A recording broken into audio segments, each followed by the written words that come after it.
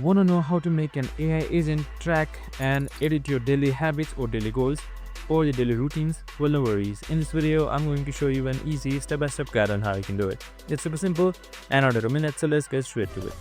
Now, first things first, just simply open up your AI agent application or the AgentGPT website. Just simply head towards agentgpt.revoke.ai and you should be right here. And now once you're here, just simply type in your AgentGPT's name that you want. So just simply type in goal GPT.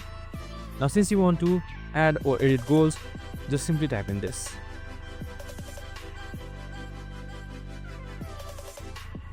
Then just simply select enter or select this play button, and once that is done, it should think and it should start executing all of yours. So as you can see right there, task has been added as well, and it should execute and do stuff that AI agent does. And that's it.